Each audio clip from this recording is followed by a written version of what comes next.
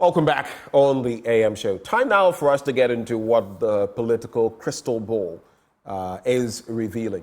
And we're going to conduct an analysis on a survey put together by Global Info Analytics. They've been doing this for quite a while.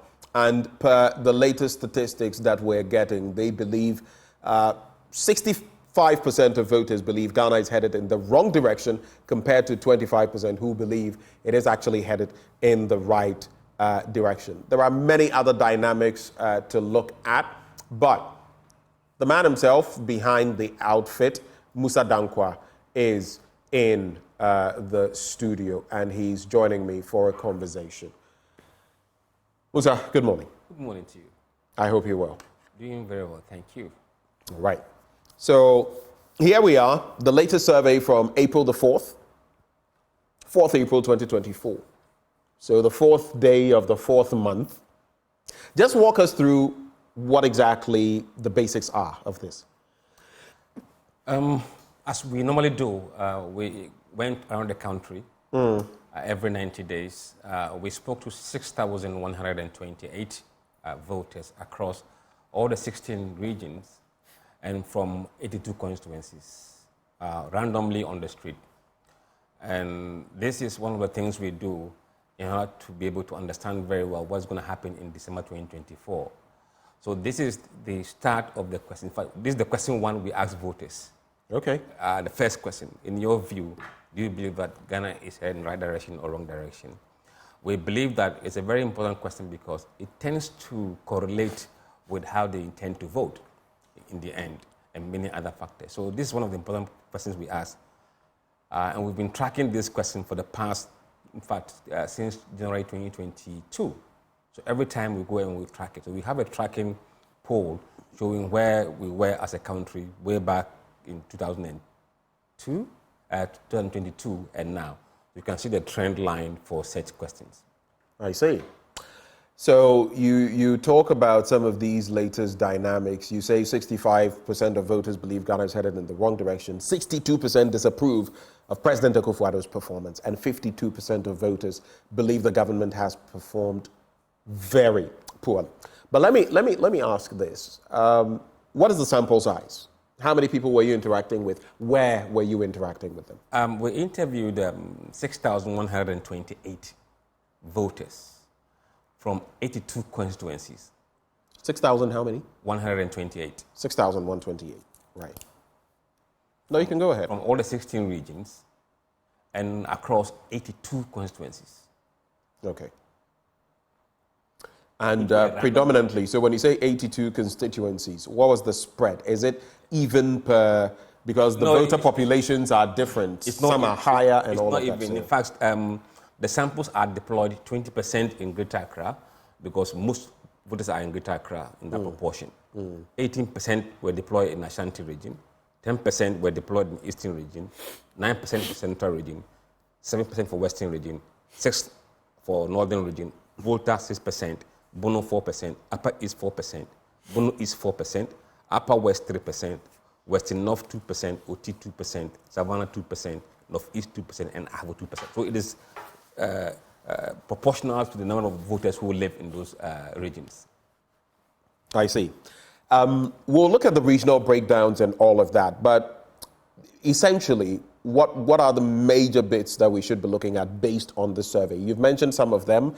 6,128 sampled, 16 regions, 82 constituencies, and of course, you used a weighted system in there. In terms of your methodology, you have a confidence level of 99%, a margin of error of 1.66%.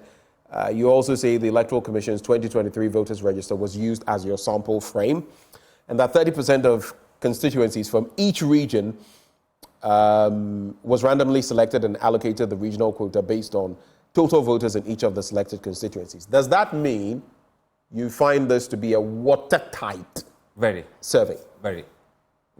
But you could easily get it wrong. Polls get it wrong all the time. Within the margin of error. You see, the way you structure the question also counts. Which question do you ask first? Also, are they leading questions? Are they... Exactly. And also, even how you arrange the questions. For example, we have a question which asks voters about their political affiliation. But that question comes at the very end of the survey, because we believe that when you ask that question from the beginning, people will begin to behave MPP, behave NDC. So they didn't expect us to ask them that question. But that is the last question we ask you. And at that point, you have no chance to go back and alter your answers. I see. In the weighting system, 6% given to the Volta region, 18% to the Ashanti region, 20% to the Greater Accra region. And you've given us some, delineations of why. But when it comes to gender, what picture do we see? The gender, we normally try to balance the gender in the field physically. It's around 49% women and 51 male along the population generally.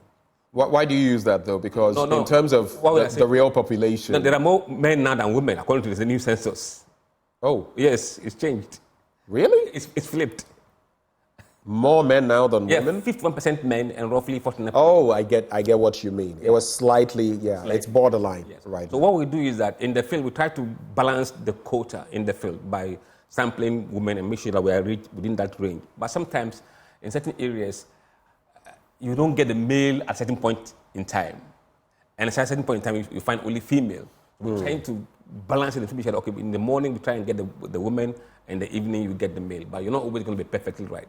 But we believe that in elections in this country, it's not gender-based. Rather, political party affiliation is more important than the gender of voters. I see. And I'm seeing something here that says 46%, that is the female, and 54% male. Yes. Other groupings are also in there. But in terms of education, the people you're speaking to, what caliber of people are you speaking to? What is their educational background? It's a mix. It's also important in surveys like this. Yes. Senior high were 38% of the respondents. And then junior high about 17%. 18% had no formal education. And then tertiary 26%. Do you know why this is interesting? Because of free SHS. Yes. The number in there, in fact, that's the highest. Yes. If you add the number for junior high to the number for no education, it's just around what you would get. In fact, 35%. It's even less than what you would get for the senior high bracket, those in senior high school. But what was those from the senior high schools? Can you tell us briefly where they were leaning towards in terms of these questions? What were the answers like? If you look at the question about the direction of the country, every demography is saying that we're heading the wrong way. Even those benefiting from free SHS? Yes. Wow. So it's a cross-board feeling.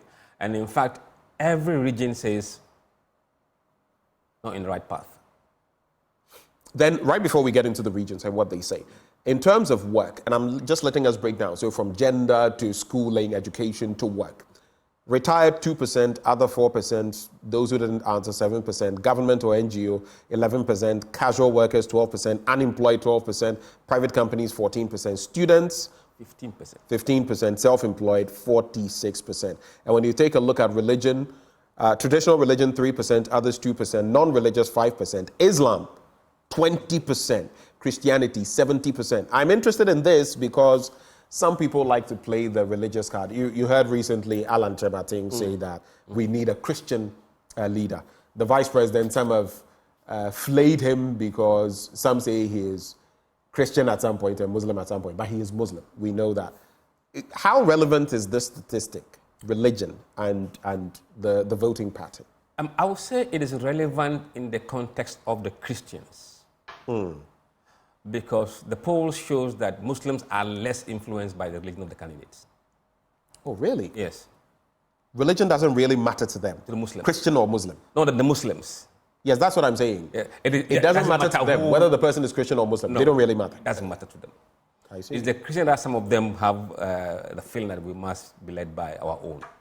And I think at the moment, about 16% of voters said religion will matter to them in 2024 elections, down from 24%, which is an improvement from last poll. And when I look at the religious stratification, even among Christians, Pentecostals that you spoke to accounted for 20%, Charismatic 17%, Presbyterian 17%, Catholic 15%, and it goes on and on. Anglican 6%, and all. But let's get to, and with the Muslims, the Islamic sects, Sunni, 59%, Ahmadiyya, 16%, Tijaniya, 12%, others, 7%, Shia, 6%. And then the ethnic groups, it's interesting because you spoke to a lot more Akans. Because that's what... Way more. No. 46, no, I mean, I'm not criticizing you, but that is, I guess, the statistic. Yes. Akan, 46%. Yes. Others, 13%. Ewe, 11%. Gadangme, 11%. Mole Dagbani, 10%. Gwan, 6%. Grushi, 2%. Gurma, 1%. And Mande, 1%. But why this, though? No, it reflects the current structure of our ethnic groups in Ghana. If you look at these numbers, these numbers are consistent with it. It means that if you are doing random sampling truly on the street, what you find on the street will be what GSS has on their system. Accounts are roughly around 40% of the population. And then in terms of the party affiliations, right before I go to Dr. Michael Ayamga, the 90-day moving average, together with the first-time voters, what's the pattern? What does it reveal from there? We have seen a decline in the number of people who openly say they are MPP. A decline in the people who openly say they are MPP. Profess they are members of the MPP. Yes, yes. And we've seen that of NDC staying steady, or in some cases going up. And then also we've seen an increase in those who refuse to declare their party affiliation. And that number moves in the opposite direction with MPP. When MPP goes down, that number goes up. I see. And then in terms of first-time voters, we've seen majority of them either saying they are MPP or floating voters, NDC or floating voters than MPP. In the current poll, among first-time voters, about 25% of them said they are NDC. 26 are floating voters. 23 did not disclose their party affiliation, and MPP is 22%. So they are now openly...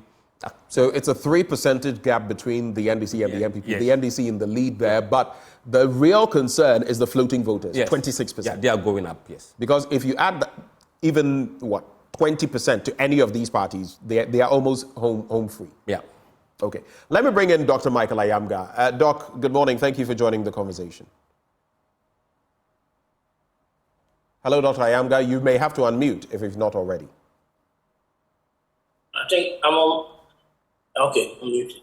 I can hear you now, Doc. Okay. I want to believe you've seen the recent poll by Global Info Analytics. Mr. Musa Dankwa is here in the studio with us. It evinces that 65% of voters believe Ghana is headed in the wrong direction, 62% disapprove of President Akufo-Addo's performance, and 52% believe the government has performed very poorly. Would you give credence to looking at the times and the research patterns from Global Info Analytics? What would be your reading of what they are showing? It appears things are getting even worse.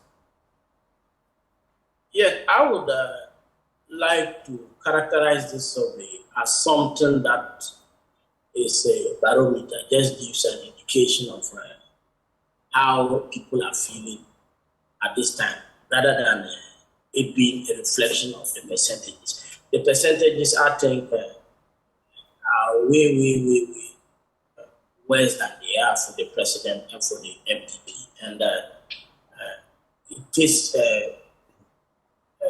data is no less an indication that the country is not going in the right direction.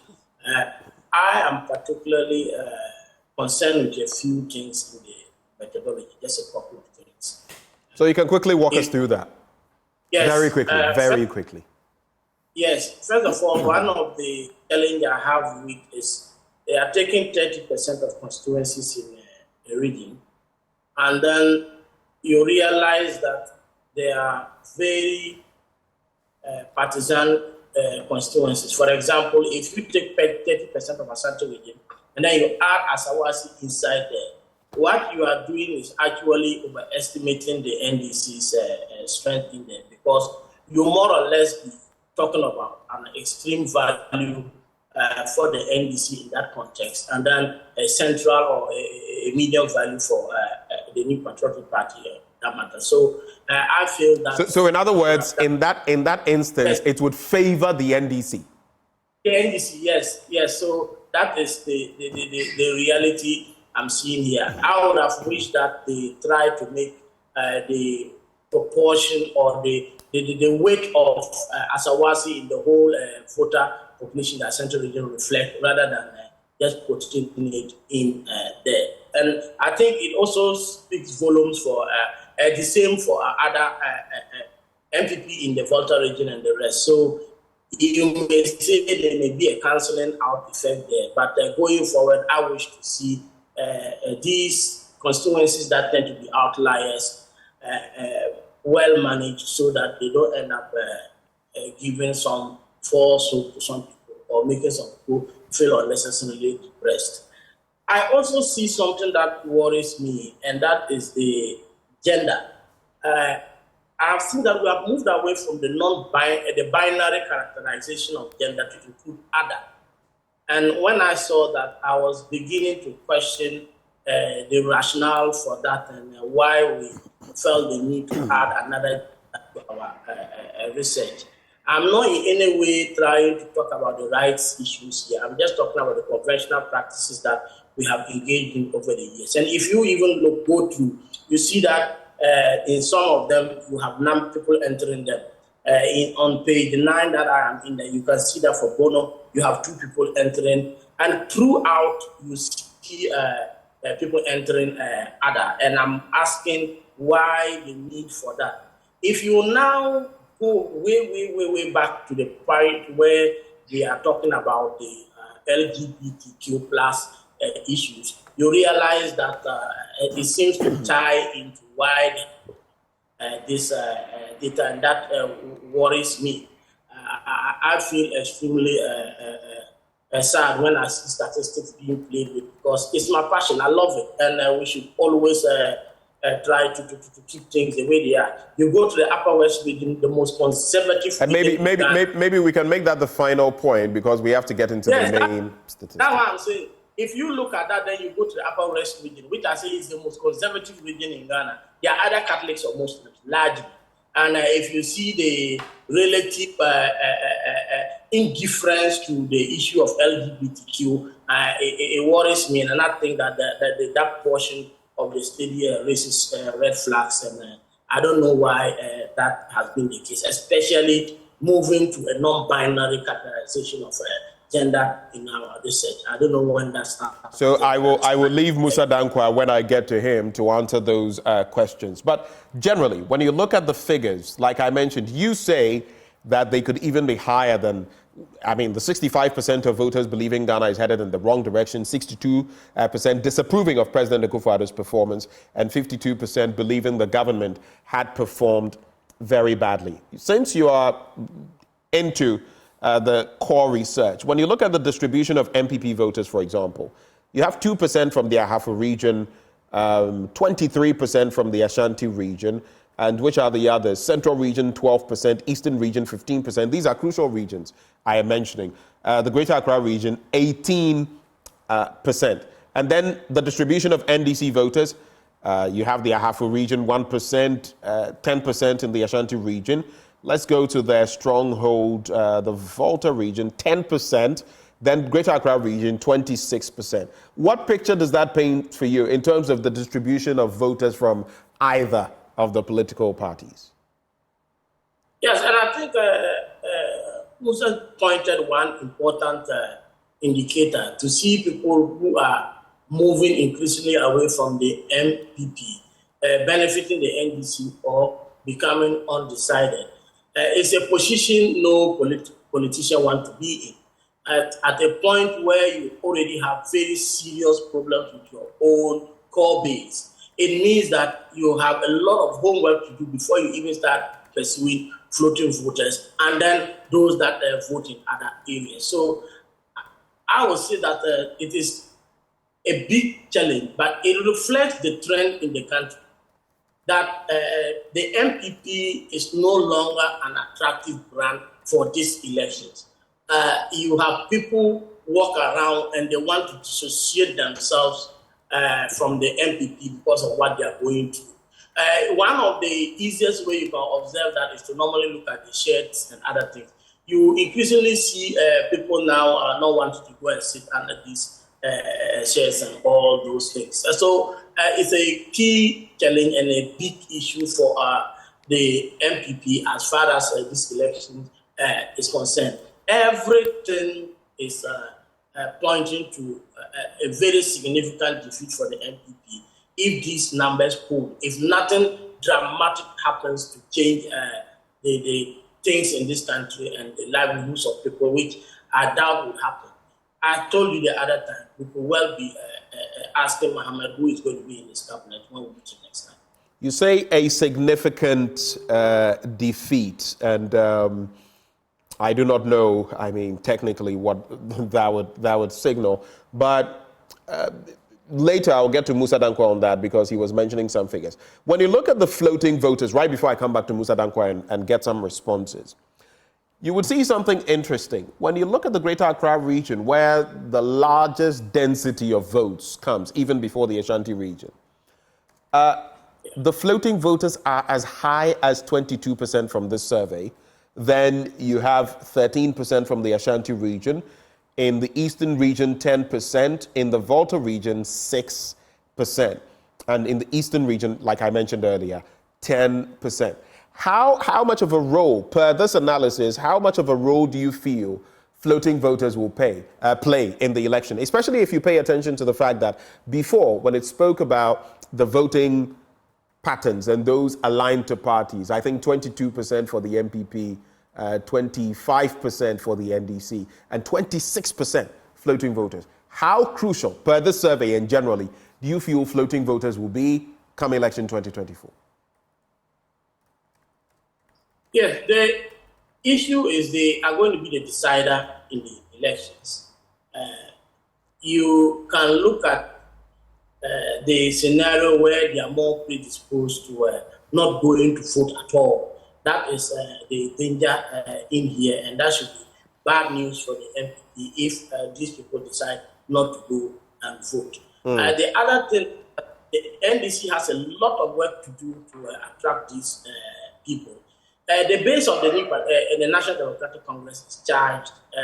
They are bearing the brunt of the non-inclusive growth and development that we are currently experiencing in the country. So if you talk of the core NDC people, you can forget of that. They are going to stick with their candidate.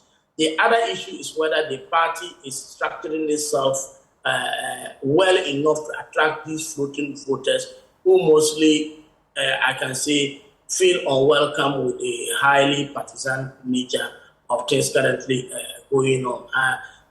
We are hanging around some here in the university. There are a lot of people who are undecided, but they don't think the NDC is welcoming enough.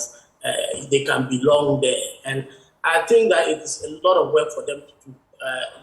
They are currently very busy working and posting pictures and looking like when you are working, you are already in there. And that excludes and dispels these floating voters who want to engage on the issues. When the NDC needs to work hard to make itself attractive to these people, especially people in the intelligentsia and people up there.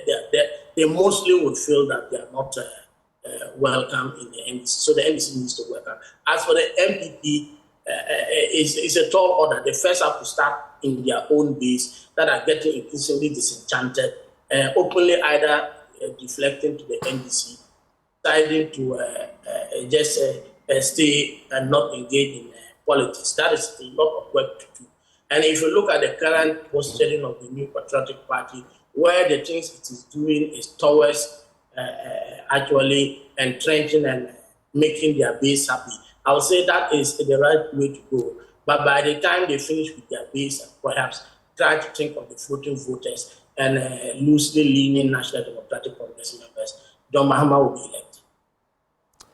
Let me just come back into the studio. There are some interesting questions that have been raised about your methodology.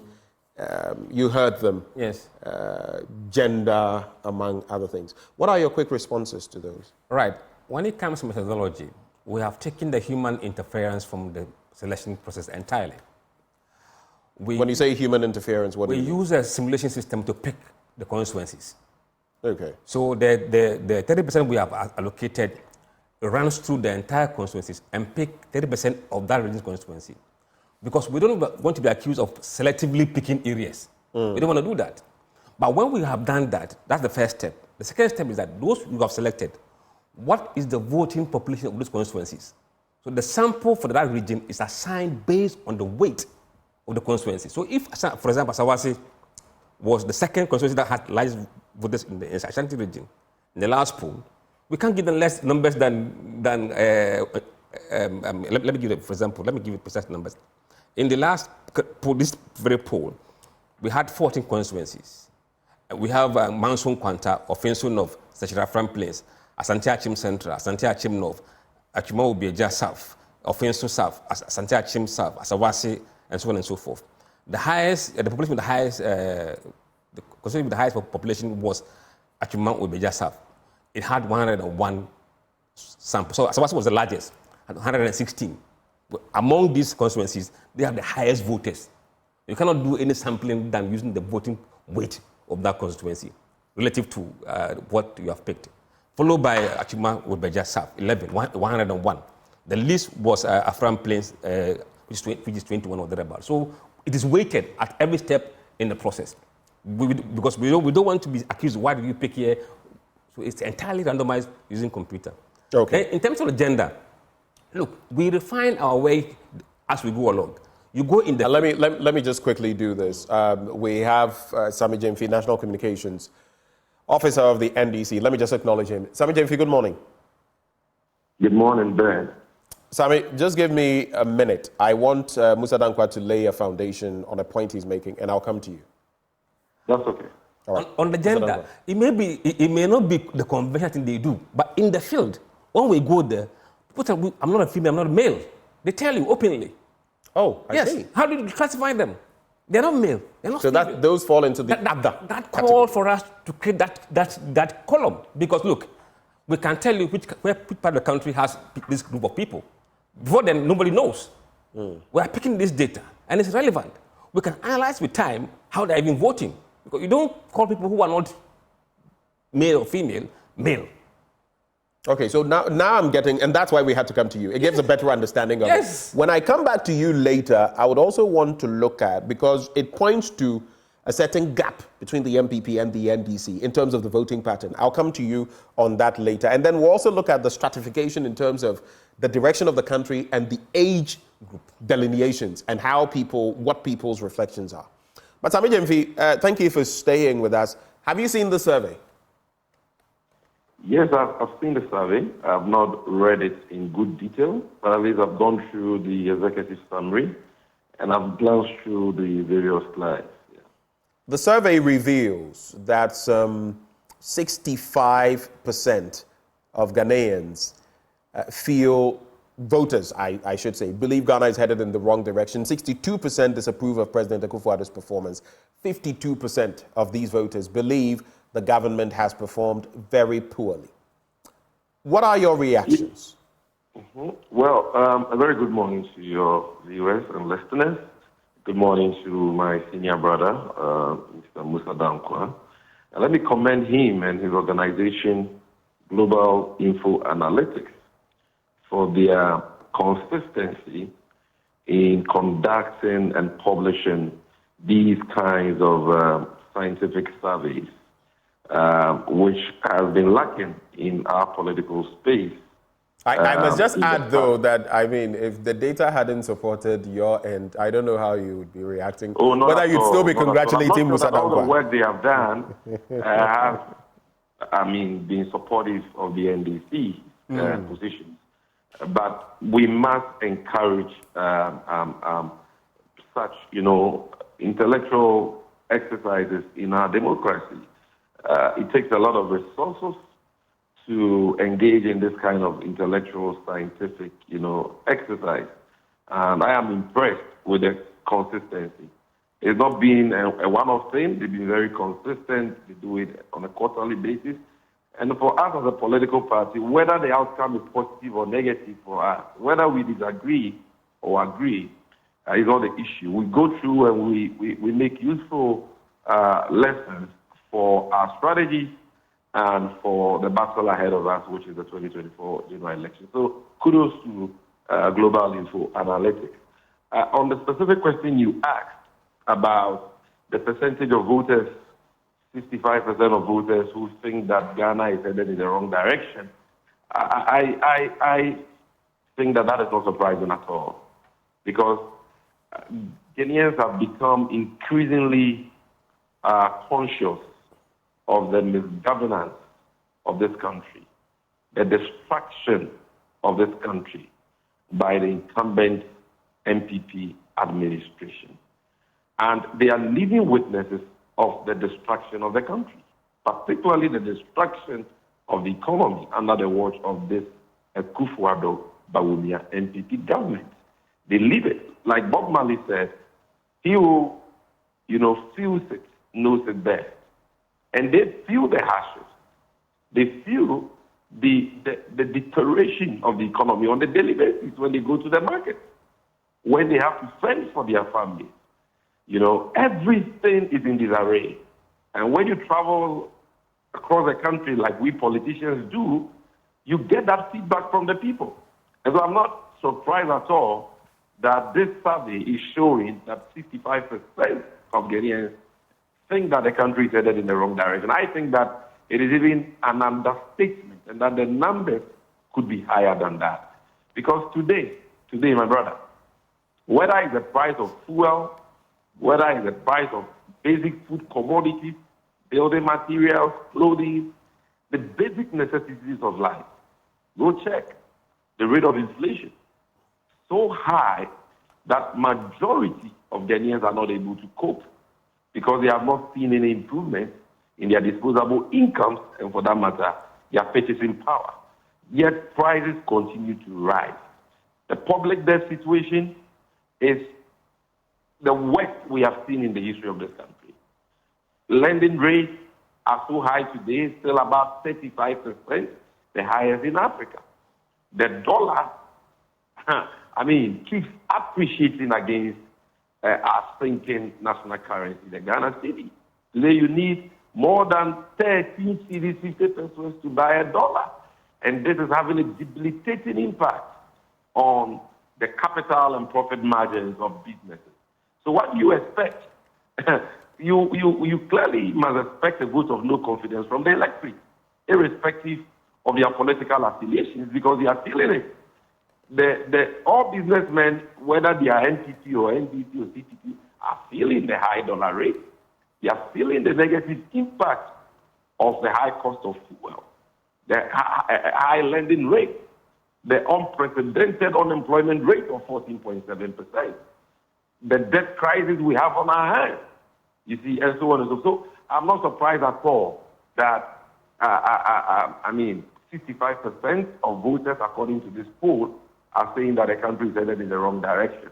Again, going through the executive summary, I find interesting rather has to do with the percentage of voters in the Western region, a swing region, who think that the country is headed in the wrong direction. That should tell any objective Ghanaian that the people at the helm of affairs of our country today are gone. In fact, they are gone. If only 82% of people in the voter region, the stronghold of the NDC, think that the country is headed in the wrong direction. However, 86% of voters in the Western region, which was won by the NPP in the 2020 election, 86% of voters in that region today think that the country is headed in the wrong direction. Then they are gone. They are gone. Nothing can save them. Sammy Gyamfi, some people have said that this election is yours to lose. I have spoken to some analysts who say it is yours to lose, not the MPPs to win. But on that point, let me come to Musa Dankwa briefly, and then I'll come back to you, Sammy Gyamfi, before I go to Dr. Ayamga. What essentially, when you look at the regional breakdown, tell us what the pattern is for the regional breakdown, especially in crucial, we may not look at all of them, but the Greater Accra region. In terms of who they want to vote for? Yes, the Greater Accra region, the Ashanti region, the Central region, the Eastern region, the Volta region, and maybe you can put the Northern Belt together. That report is going to come on Monday, so I don't want to preempt that on this show today. But generally, give us a sneak. What I can say is that MPP is leading in Ashanti region, not by great. That is curious because this is the purported World Bank. I mean, once they start slipping, some have said that once the NDC gets 30% plus of votes, it's over, game over for the MPP. In Ashanti region, it doesn't look great. If the numbers that we are seeing, even if they do +5 on top of that, that will spell doom for them in the region. It's quite bad. Even in the Ashanti region? Yes. Eastern region is also equally bad. They are doing below 50% at the moment in Eastern region. Alan remarkably is doing well in Eastern now and Ashanti region. And so that's thinking that Alan Tremateng is going to cause major problems for Dr. Bawumia in these regions. Yes. Traditional powerhouses of the MPP. Yes. It's playing out in the voting patterns. Absolutely. And we'll see Nana Kwame Bediako rearing his head in areas that you shouldn't expect him to do well. Like where? He's doing well in Bunu East, Bunu region, Ashanti region. I'm curious though, just on that final bit on that point. The Northern Belt, you know, it's crucial in this election because both the MPP and the NDC have fielded candidates who are of extraction, you know, northern extraction. How, just give us a general pattern, how is that playing out? It doesn't look what people think it should look like. If you put all the northern regions together, Mahama is still leading comfortably. He's in a comfortable lead. Yes. But you know, traditionally, the northern belt of the country, regardless of the new breakdowns, has been more NDC. But over time, the MPP has gained ground. See, if you look at the data right now, in fact, the last data, those who are suffering really from standard of living is northern region, in the three northern regions. The economy has hit them very, very hard. And that is reflective in what they intend to do. And if you look at the data we have seen, I mean, it's startling, huh? Yeah. So you're saying that Dr. Bawumia hailing from the northern belt of the country, Wale, to be specific. In fact, on Monday, it's not really going to help him. If you want to see the scale of his problem, look at the behavior of MPP members alone. You leave how NDC guys are behaving, leave the floating guys how they are behaving, and look at the voting pattern of the current MPP affiliates. It's a clear division in the MPP. They are scattered, they're not united. And that's where the problem is for Bawumia. The final bit on that. So what do the numbers look like if you look at the difference, in likely differences, if we were going to the polls today? What would be the difference? We have looked at the models per the current polls that we have. The floor numbers, I mean, the current polling number minus the margin of error, and then the current polling number plus margin of error. When you do that, the minimum gap we are seeing right now is about 2.4 million votes. What did you say? 2.4 million votes. 2.4 million votes? Yes. Which party is down and which party is up? I mean, MPP is down 2.4 million votes. 2.4 million votes? If we assume about 18.3 million voters, registered voters, and say 70% turnout, with about 2%. So you're using what, 3 million? 3 million. Voters, approximately.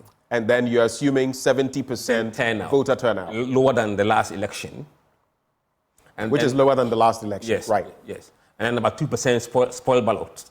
About 2% of spoiled ballots, which is a good statistic, looking at previous elections. Yes.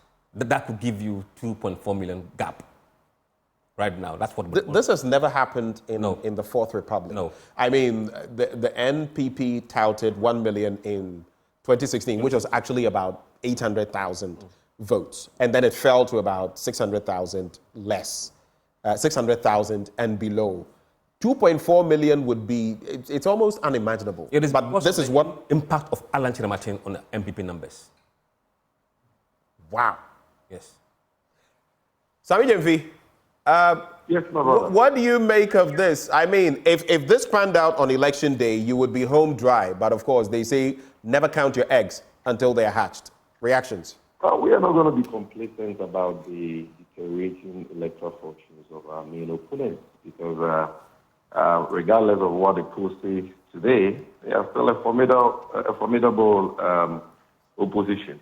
And Ghana has always been a duopoly between the NDC and the MPP, the strength of these two political parties is always, very close, and that is why elections in this country are always very marginal, are won, always marginal.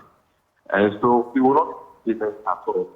Some of the factors are not constant, and Musa will tell you that that is why they do this survey on a quarterly basis, I suppose, because certain factors can change along the line. But we pray that things continue to worsen for the MPP, deservingly so, because they have failed the people of this country. Wait, did you just say that you pray things continue to worsen for the MPP? Is that what you said? Yeah, I pray things worsen for them, because, and deservingly so, because, political parties must face the consequences of their actions when they lie to their way into power and they fail to keep the promises they gave the people on the basis of which they were elected. The people of this country deserve to punish them. And I'm happy that already we are beginning to see that reflect in the polls. And it is my prayer that that will continue, that will escalate, and Ghanaians will do justice to the issues on the 7th of December 2024. My disappointment, however, has to do with the percentage of voters who think that corruption is on the ascendancy. I think 52% is wholly inadequate, it's very small. It understates the problem, and it shows that maybe we in the opposition need to do more to, awaken the consciousness of the electorate about the kind of rot going on, because we all know the reality. Corruption has been the bane of this country in the last 7 years because of the alarming and monumental level of corruption that we have seen under the watch of Akufo-Addo and Bawumia. Never in the history of this country have we seen this wanton rape of the public sector. And so I'm surprised that only 52% said that corruption is on the ascendancy.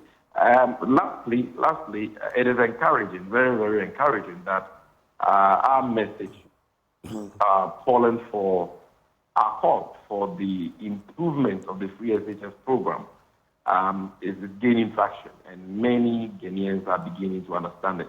I'm not sure that that was the situation in 2016, no, in 2020, when we first went into a major election with that promise. It is encouraging that from this poll, out of the 7% of voters, I believe, who said they have benefited directly from free SHS. 57%, barely the same number of voters, agree with the NDC that the free SHS policy has to be reviewed, or better still, improved. That is very encouraging for us. It shows that our message is being well received, because these beneficiaries of the laudable free SHS initiative are living witnesses of the symbolic implementation, which has created Sammy Gyamfi, challenges. Right, Sammy. Working against. I think your point is made on that. Let me go to your opposite number, Dr. Ayamga. Just hold for me, Sammy. Hold for me, because I'll have to come back to you. But we also have Richard Ahiagba, Director of Communications with the MPP. Richard, good morning. Thank you for joining us. Good morning, Benjamin. It's been a while. You don't look for me. I watch you all the time. Okay, that's reassuring. Right. Have you seen the latest poll by Global Info Analytics? Benjamin, good morning to you, to Sammy, and the other discussants on the line. I have not seen the report. I have a copy of it. Right. I've heard people discuss it. I have not studied it intentionally, because I've taken a position against Global Info Analytics survey. As a researcher myself, I understand what research is about, and there is not research as it ought to be, but it's a driven research, and so I've taken a position against it. My comments would deal with the matters they have raised, but not reference to their data as they are reported. And what is this position you've adopted? What is this position you've adopted? Are you suggesting that their research is skewed? I think that their research methodology is not rigorous.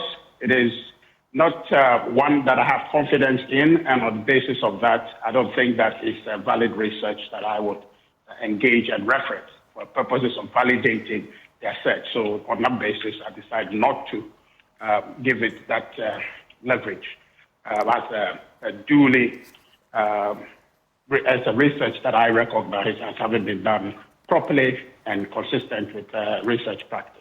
So what though are your specific problems? Because I remember you have said this to me in the past. Yes. And you have, and this was a long time ago.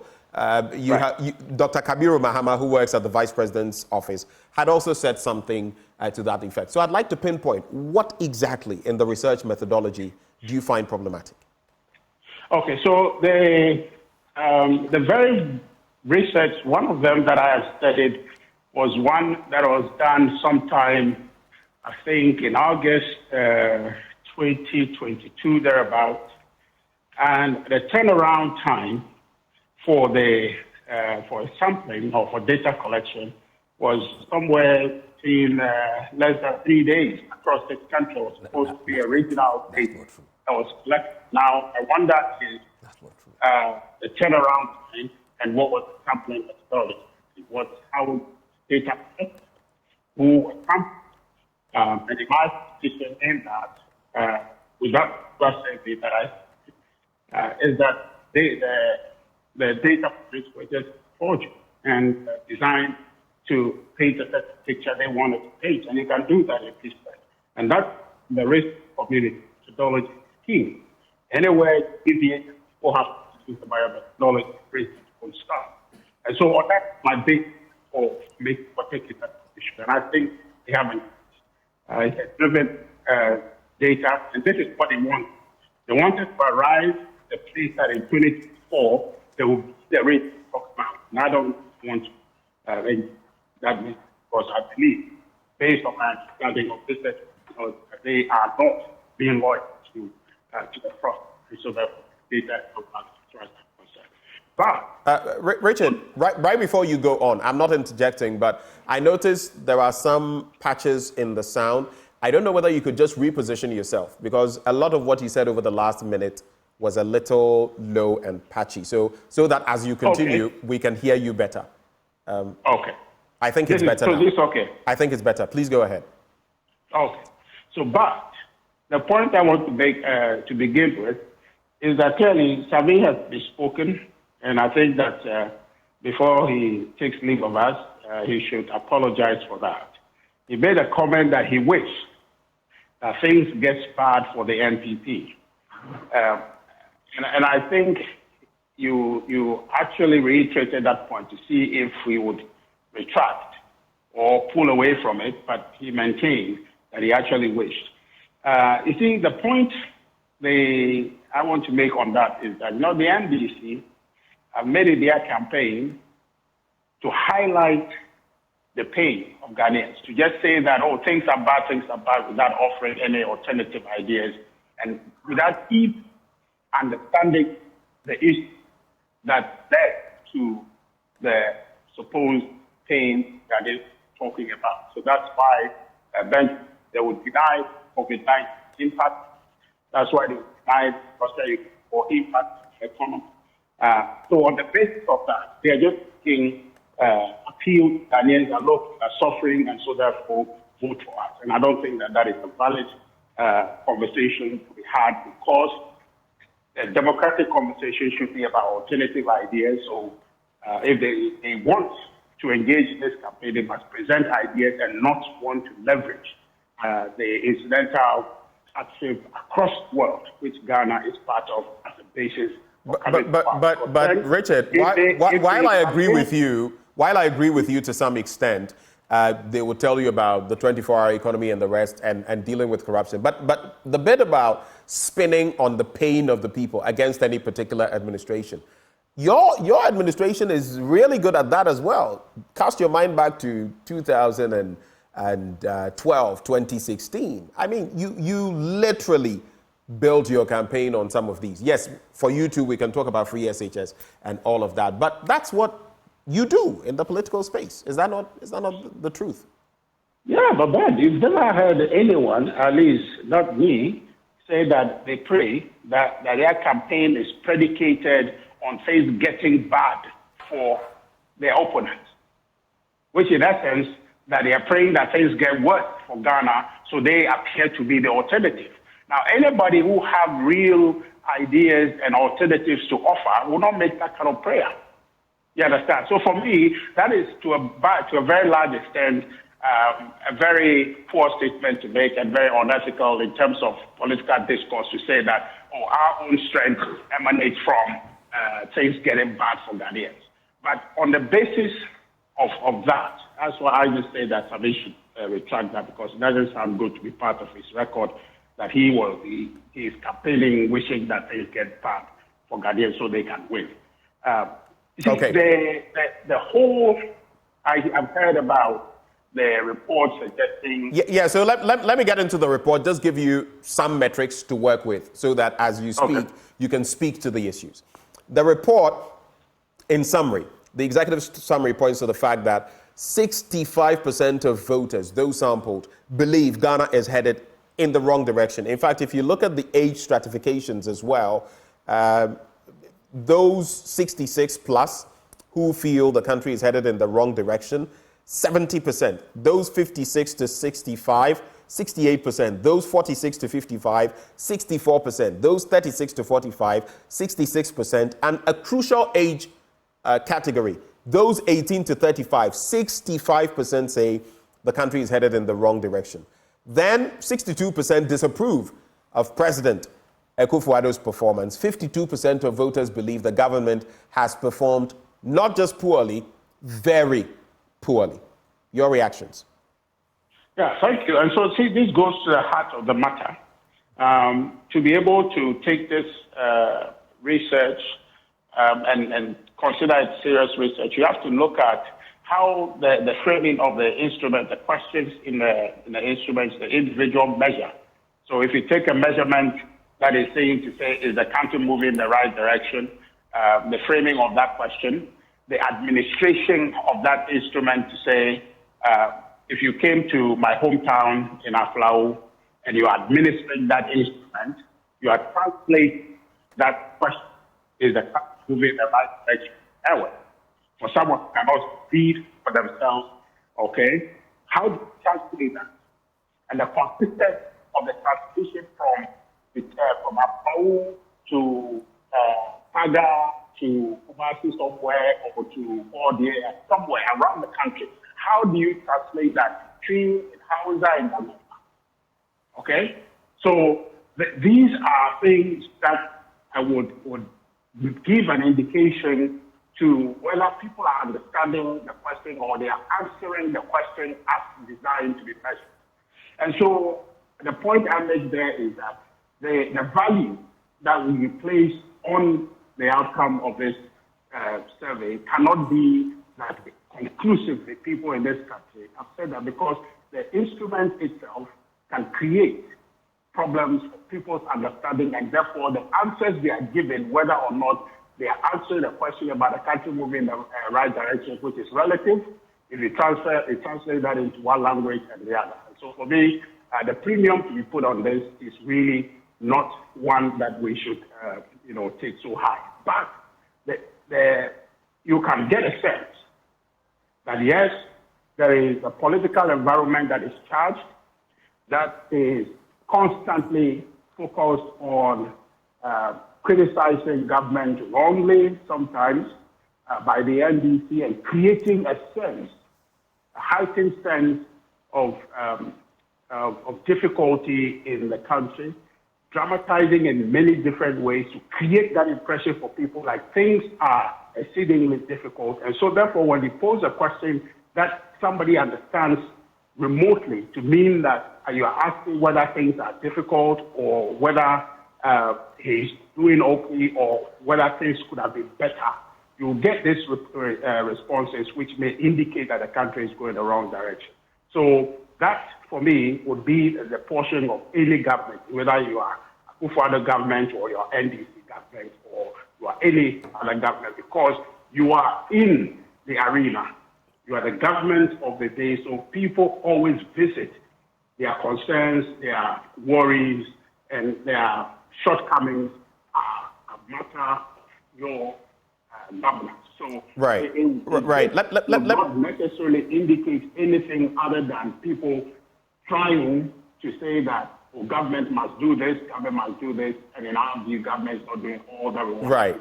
Right. So therefore, may not be anything other than that. Those are interesting submissions. I put this to Sammy Gyamfi, and I'm putting it to you. I told Sammy Gyamfi that, listen, this research points to something positive for the NDC. He was congratulating Musa Danquah, and I was saying that, listen, if it did not favor you, you wouldn't be saying that. I would also put same to you on the other side, that if this, survey had favored you, I don't think you would be punching some of the holes and saying what you're saying. But a crucial point, though it is not specifically in this survey, it is in the follow-up to this survey, right, which is yet to be released. But based on the metrics that Musa Danquah and his team put together, with 18.3 million voters being considered, with a 70% voter turnout, and considering per past elections that about 2% of ballots get spoiled, they are saying, or he is saying, that in that categorization, per data he has now, the difference, the gap between the NDC's John Dramani Mahama and the MPP's Dr. Mahmoud Bawumia is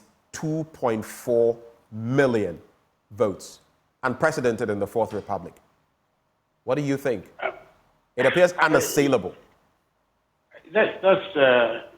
I'm not I don't understand the modeling is using. What is the equation? How is it calculated? Musa Danquah, let me let Musa Danquah explain to you, maybe. Musa Danquah, please go. But let me finish quickly. But the point is that whatever model he's going to say that this is how we arrive at that, at this, what is the precedent? What is the analysis over time? What is the parameter on the basis of which he is making when in 2016 the MPP won by some 800,000 plus votes? Did you see that coming? So it was unprecedented. I'm telling you that reality, Benjamin, hold on. Reality is different from modeling to arrive at a conclusion. If you are modeling something, then you are modeling based on evidence that this has happened, that has happened, that has happened. So you build a model to lead to a certain outcome given that history, right? But what he is saying, I'm just saying that there is no precedent that has been demonstrated that on the basis of this, we are building a model to give us a possible future outcome based on this happening. That trend I haven't seen. So for me, it is him, again, doing the convenience, trying to insert themselves in the middle of a political conversation, which has been their MO from day one. They come up with this research so that we talk about them, and so therefore they become the matter, the center of conversation in terms of predicting the outcome of the 2024 election for a certain specific political agenda. So for me, that is him talking. It is not reflective of the reality that we'll experience in 2024, December 7th. And so this should be taken with a pinch of salt and not anything that should be taken as a conclusive prediction for the outcome of the 2024 December 7th election. Gentlemen, hold for me. Please don't go. Sammy Gyamfi, hold for me. Richard Ahiangba, hold for me. Let me bring in Dr. Michael Ayangba as well. You've listened to quite a lot. What do you make? Now, I just want to take your thoughts before I come back into the studio and let Musa Danquah also have his say. The direction of the country, like I pointed out, if you look at the age stratification, 18 to 35, crucial group, 65% say the country is headed in the wrong direction. 36 to 45, 66% say that. 46 to 55 range, 64% say that. The 56 to 65 range, 68% say that. And as for the 66 plus year olds, 70%. What do you think this could signal ahead of election 2024? Yeah, you remember my discussion with you the other time. I said I am almost certain that we'll be swearing President John Dramani Mahama come January 7, 2025. the lead is unassailable. And I might just make this quick rebuttal that based on the explanation of Musa Dankwa, I think that I'm quite satisfied with the treatment of Asawasi now, that the 30% also was carried down to the voter inclusion there. So I'm very satisfied now. And I think that we need to commend them as we rightly did. You don't rubbish a polling agency or a polling organization based on one poll. There are times they get it right, times they get it wrong. So I'm quite worried that someone has taken a position based on a particular poll that didn't favor them. It doesn't encourage researchers and people who are dealing with these sciences to go on. So on that score, I would now thank Musa Dankwa and Info Analytics for at least attempting to make this thing our culture. Looking at the numbers, one important thing we need to take into account is the fact that a moving average tells you how reality is reflecting on an average. And if you take that into consideration, and I want to particularly stress that you look at between October 2023 and April 2024, the MPP has lost 6% of its votes.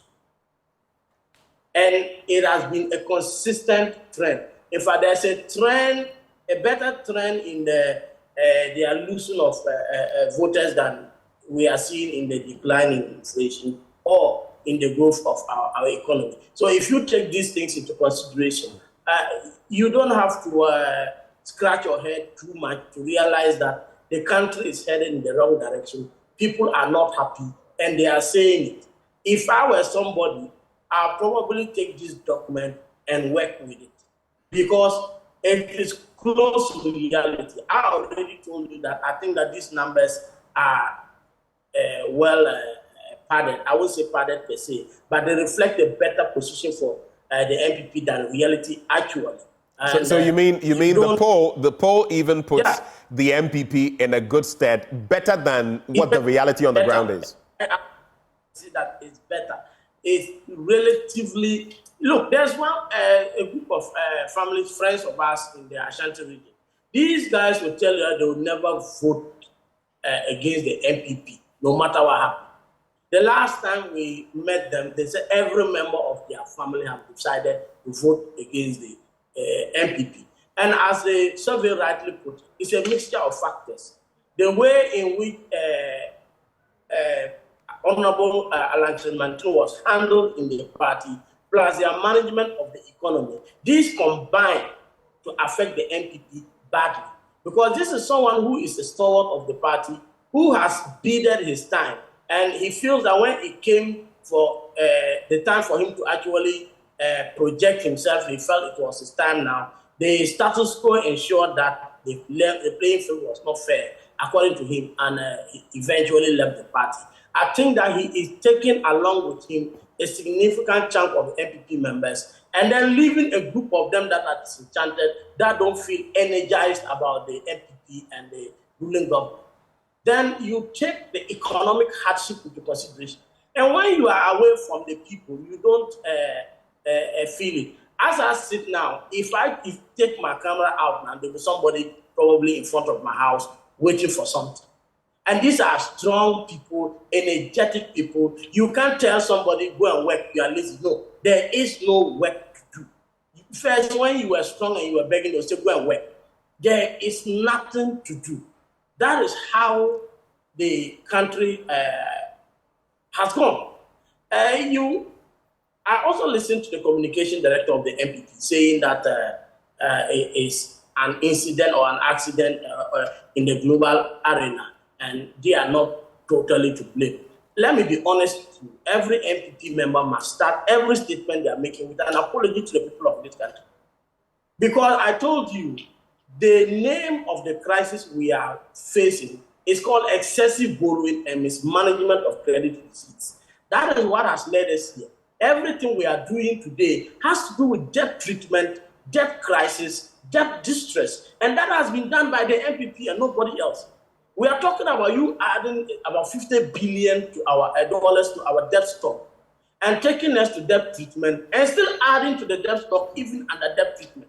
And you see, the nature of the debt restructuring is not something that actually gives us a permanent reprieve. It is just postponing our woes. And when we are finally done with these things and it is time for us to repay, the interest at the stage now is only payments we have suspended. The interest is accruing on our debts. So anybody who understands the numbers, look at all these things and will say that no, everything we are doing, yes, there is COVID, yes, there was Ukraine crisis, but we have made the situation worse by our unbridled and sometimes immoral appetite for borrowing, the misuse of these credit receipts, a non-investment in the important sectors of the economy, failure to create sustainable jobs, and creating opportunities and systems that allowed for the siphoning of state resources away from production and away from employment. You have created the most discouraging and depressing business environment I've ever seen in this country. That corporate taxes are at their highest. So you can look at all these things and think that any poll they make should favor you. And if the poll doesn't favor you, the pollster is not clean. I don't think that is right. All right, let's get to some specifics now. And I want to do a juxtaposition here. When you look at the performance of government and different metrics are looked at, you would see that per this poll, those that feel government has performed averagely, 13%. Very good or good, 29%. Excellent is 6%. But poor or very poor, massed together, 52% feel the country is not heading in the right direction in that regard. Then you look at the standard of living. In January 2024, 20%. In April 2024, 19%. That's the categorization. Those who feel it has improved. Those who feel it has worsened, in January, 54%. In April, 51%. Those unchanged. 22% in January, 24% in April. And then no opinion, 4% in January, 6% in April. But you put that side by side with this latest survey, and I don't know whether Richard Ahiangba will say that that survey is credible. I'll want to find out. But it says Ghana is the 5th best governed country. I'm just putting the two together. Governance here, what it says per this survey.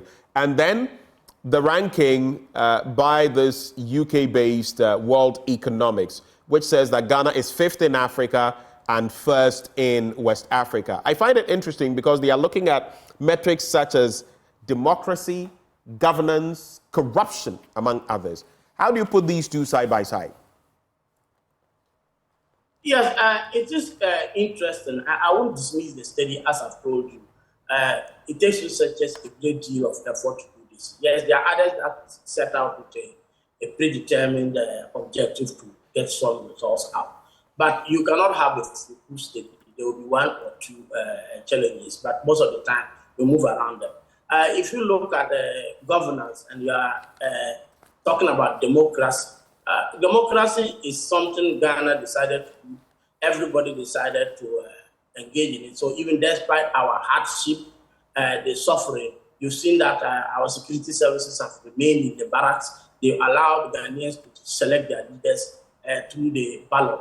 I don't see how government can take credit for that. It's something for the people of Ghana. If for anything at all, this government has made moves to suppress freedom of speech, have closed down radio stations. We have the rampant picking of people who have said some bad things about government. It is on record to probably have harassed journalists more than any other government. So I don't see anything good about the government. If you just take a poll and say Ghana is a democracy, therefore it's better governed, there must be some relativity. Relative to what? If you compare it to the environments and the democracy we had maybe 3, 4, 5, 6, or even 7 years ago, then you are talking. But usually to measure a government against its own previous worst performance, I don't think we are making progress here. To say right. Ghana is the one of the best governed countries here yes, we are a democracy, fine. We pretend to depend on institutions, that is okay. But these institutions have been weakened and compromised in the last 5-6 years. There's no doubt about that. You are just beginning to read things that are coming out from the scholarship secretariat and the rest. All these things, right? You have them.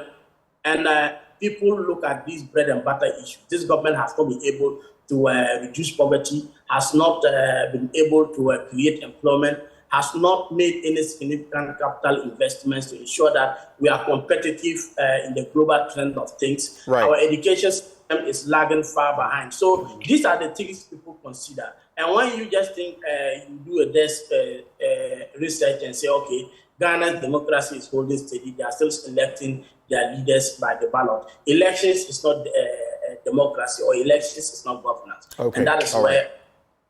One more thing, I think where the FP ought to be more worried, is this free SHS generation. If you see the trend they are going, despite everything that has been done, they feel that the country is not going the right direction. This is a system where we almost have some form of state orchestration of examination malpractices, and I mean it when I say it. And yet, the active beneficiaries of that act think that government is not taking this country in the right direction. That's a huge problem, right? Yeah, it's a big problem. Thank you, Dr. Ayamga. I'm going to do this, gentlemen. I'll give you just a little bit of time to wrap up, but because you've not reacted, Richard Ahiagba has accused your outfit of bias. Are you biased? And he says the type of questions administration. In fact, he has no faith in your statistics. What's your quick reaction? Then I'll give each of you gentlemen a minute, and then, just to be fair, and then we are gone. You know, we are the only pollsters that publish our questionnaire well ahead of time for all to see what question we are going to ask. So if he had a issue with our question, he should have at least called us. He has not done so. He also says that our poll that we spent 3 days together was his problem. We have over 150 people in the field, in the country. We don't take paper and pen to the field. We use tablets, real-time data. We normally take about 10 days to finish our poll of 5,000. So the 3-day thing was not true, absolutely not true. And then again, you see, credible companies like Fitch, who are endowed top researchers. Fitch Solutions. Are using our data. So if Abu decide not to use it, we're not bothered at all.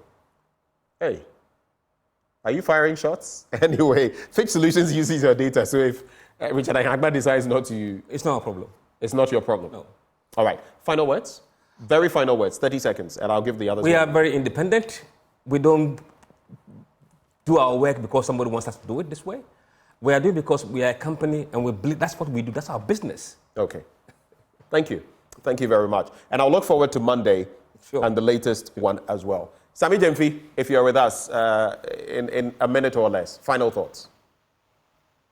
Back to some of the things Richard said. But first of all, let me say that if there is anybody who has to issue an apology and a retraction of comments they have made in the course of this discussion, it is Richard and no one else. He just came on to rant and bastardize a reputable, institution like Global Info Analytics without any well-reasoned basis, without any intellectual basis. Richard must understand that you don't do that. If you want to criticize... But is it not a bit unfair? Is it not a bit unfair to criticize his intellectual, you are basically denigrating his intellectual capacity. We are told that the NPP is a party of intellectuals, right? And so they should behave like intellectuals. If you want to find fault with, an opinion poll which has been published, it should be based on something. Are you faulting the methodology? Do you have a problem with the sample size? Do you have a problem with the sampling allocation or the weighting of the various sample allocations and so on? So far, he has not raised any cogent flaw about the poll which has been published by Global Info Analytics. He's just ranting and insulting the organization, and that is not fair. Richard can do better than that. Again, I never said that I wish things get worse for the people of Ghana. What I said, and you can bear, witness to that, is that I wish the electoral fortunes of the MPP continue to worsen and deteriorate. Is that not what I said? That's what I said. And I said it deservingly so. Because you see, you reap what you sow. You cannot destroy an economy. You cannot impoverish the people of your country. Right. You cannot mismanage your economy and plunge your country into bankruptcy. Right. And expect respondents in a poll to what? Say that they have confidence in you or Right. approve of your governance. Your minute or say is- that the your economy minute is is headed up. in the right direction Right. when the economy is headed in the wrong direction. So Right. look, they are reaping what they have sown. Lastly. Very briefly, thank God. Sammy, I don't have much time. Very briefly, I beg you. Richard, I have always told Richard to follow the campaign of John Mahama and to update himself of the many policies. As I speak today, the over 70 policy alternatives that we have announced. If Okay. he does that, Right. he will spare himself the kind of embarrassment he always, Right. causes I for get it. himself on shows like this, because we have outlined several alternatives. So I get it. You have for the policy people of the alternatives. country. I get it. The list is Sammy there. If he Gyamfi, thank doesn't you. have the list, we can share it with him for his own education. All right. Thank you very much, Sammy Gyamfi. Richard Ahanyagba. All right, Benjamin, obviously it's going to be more than 1 minute. What's the name of the NDC communicator who spoke after me? Communicator. The NDC communicator who spoke immediately after me. You mentioned his name, I didn't catch it. Not Musa Dankwa. It's not an NDC communicator. It's Dr. Michael Ayamga. He's an economist. He's actually, I think I sense something in what you're saying. But let me just let you know that he's actually someone who was a member of the NPP and campaigned actively for the NPP. All right. Well, he talks like an NDC person, because when you put before him the data from the World Economics return vis-a-vis this, he still was speaking the way he was speaking, validating that this research is a confirmation, global info analytics, a confirmation of certain things that he believes needed. But you see, he said something, and I want address my attention. As for me, I want to call that on him, because that is his brand time. You see, if you look at some reports that Reuters did this year, February 1, the headline is Global Debt hit new record high, 100 trillion. Okay? Al Jazeera did the same report, January 6th of this, talking about global debt record that is hit day by January 3.7 trillion. And they want to say that is equal to 4,000 per person global. Every individual on the face of the earth owes $40,000. So it cannot be true, and it's not what the Dr.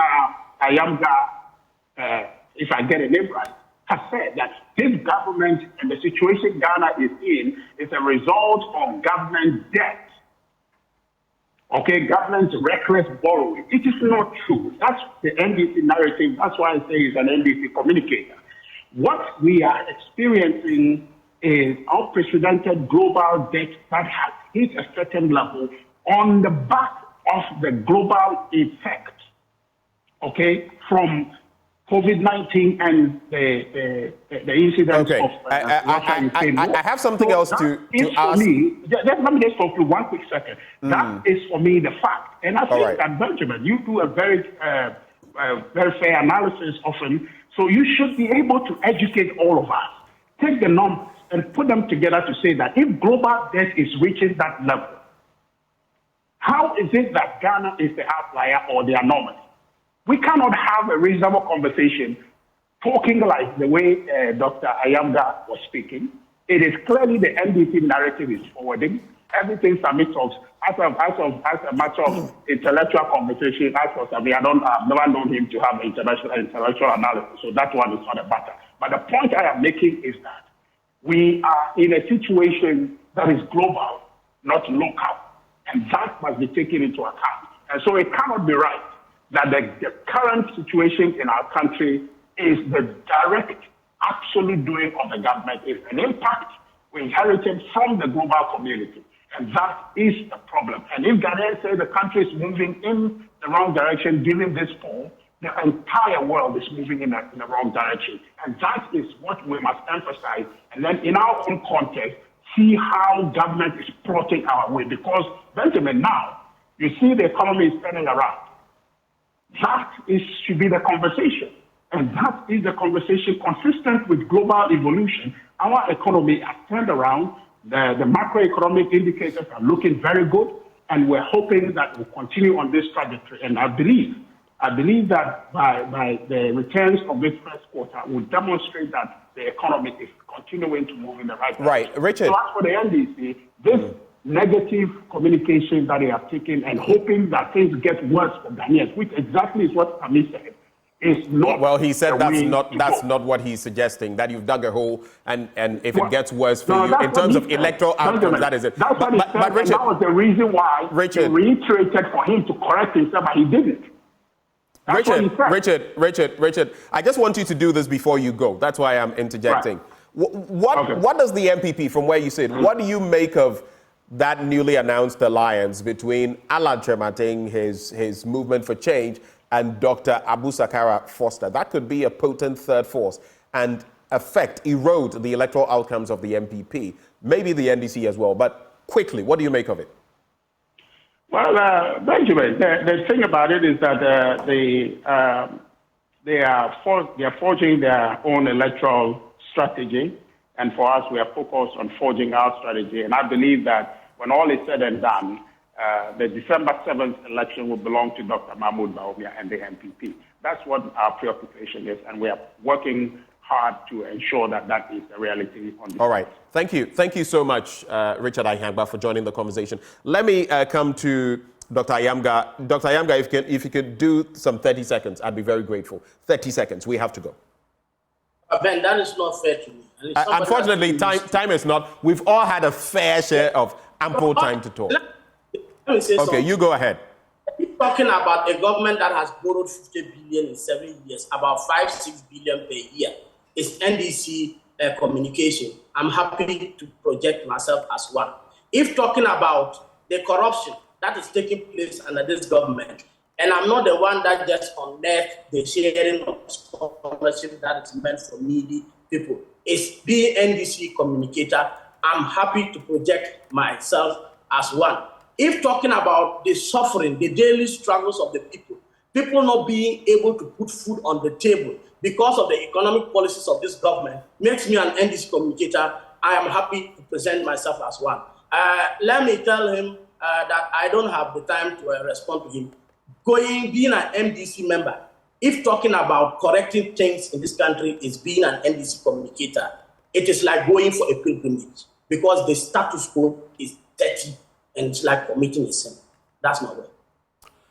Thank you, gentlemen, for having joined the conversation. It's been fantastic. Musa Dankwa in the studio, Global Info Analytics. Thank you so much. We also had Dr. Michael Ayamga, a development economist with the UDS, Sammy Gyamfi, National Communications Officer, NDC, and then Richard Ayangba, Director of Communications with the MPP. Of course, Musa Dankwa is the Executive Director. I'm just trying to get the titles right. Executive Director, Global Info Analytics. Now, stay with us. We have a lot more. Who's going to be the next big model? Do you know? It could be you. We're going to be talking up next about Africa's Model Scout. Details after the break.